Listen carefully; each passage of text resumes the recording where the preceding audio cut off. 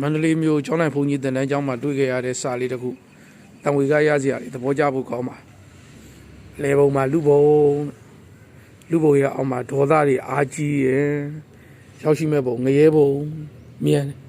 လူဘုံကနေပြီးတော့မောဟတွေအားကြီးရယ်တရိษံဘုံလူဘုံမှာနေစဉ်ကာလမိမိကိုယ်ကိုငါသားလေးမြဲယူရမှန်ကင်းကဲ့သို့ထောင်လွှားခြင်းလက္ခဏာရှိရင်လေအတူတကယ်ဘုံကိုရောက်နိုင်တယ်လူဘုံကနေပြီးတော့လောဘတဲ့ကုသိုလ်ကောင်းမှုတွေဘာမှမလုပ်ပဲနဲ့သူများနာဝိသမလောဘနဲ့သူများပစ္စည်းကိုအရှောင်လိုခြင်းနဲ့သူများရဲ့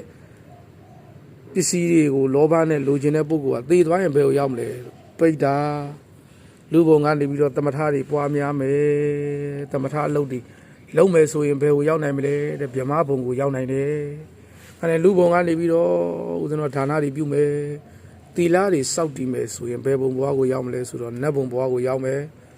လူဘုံကနေပြီးတော့ကျင့်ကြံကြိုးစားအားထုတ်မယ်ဒါနတီလာကလည်း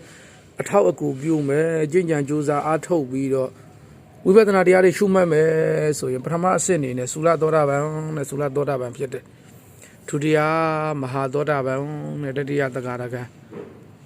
နောက်သရုထအနာဂံနဲ့ပစ္စမယဟန္တာနောက်ဆုံးကြမှာအင်းငိမ့်ရာမှန်မျက်နှိပ်ပံကိုရောက်ရှိမှာဖြစ်တယ်အဲ့တော့လူဘုံကနေပြီးတော့ဝိပဿနာတွေအားထုတ်ပြီးတော့၅ဆင့်ကျော်မှာသုလသောတာပန်မဟာသောတာပန်တက္ကရာကံအနာဂံယဟန္တာကိုကျော်လွန်ပြီးမှနိဗ္ဗာန်ကိုရောက်ပါဒါကလူဘုံကနေပြီးတော့ရှေ့လျားတဲ့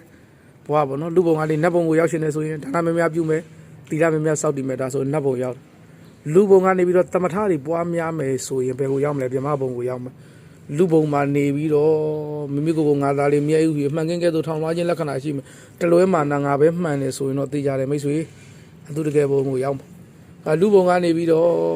လောဘတွေအားကြီးပြီးသူများပစ္စည်းတွေဝိသမလောဘတွေလည်းလိုချင်တယ်လောဘတွေအားကြီးရင်တော့သိကြတယ်အဲ့ဒီပုဂ္ဂိုလ်ပဲရောက်မလဲဆိုတော့ပိဋ္ဌာဘုံကိုရောက်မှာလူဘုံကနေပြီးတော့ဒေါသတွေအားကြီးနေမယ်ကြမ်းတမ်းနေမယ်ဆိုရင်သိကြတယ်ရှောင်းမဲ့ဘုံကငရဲဘုံလူဘုံကနေပြီးတော့မောဟတွေအားကြီးနေမယ်ကိလေသာအမောင်းတွေဖုံးပြီးမောဟတွေအားကြီးနေမယ်ဆိုရင်သိကြတယ်ရောက်မဲ့ဘုံကတရိษံဘုံဖြစ်တယ်ဒါကြောင့်အောက်မှာရေးထားတဲ့လမ်းစုံလမ်းကွာလူဘဝဟာလမ်းစုံလေးပဲဖြစ်တယ်ဒါကြောင့်လူဘဝကိုရောက်တဲ့အချိန်ခါမှာဌာနကုသိုလ်တွေသီလကုသိုလ်တွေကိုပြုလုပ်ရမယ်သမထတွေလည်းပြုလုပ်ရမယ်ဝိပဿနာဘာဝနာကုသိုလ်တွေလည်းပြုလုပ်ရမယ်ဒီ၃ချက်ပေါ့ဒါနသီလသမထရဲ့ဝိပဿနာရဲ့ဒီ၄ချက်ကိုပြုလုပ်ဖို့လိုတယ်အောက်ကလောဘဒေါသမောဟ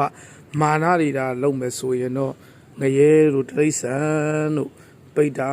တို့အတူတကယ်တို့ကိုရောက်ရှိမှာဖြစ်ပါတယ်အားလုံးအေးချမ်းကြပါစေတရားအသည့်တွေသိကြပါစေတရားတွေရရှိခံစားနိုင်ကြပါစေ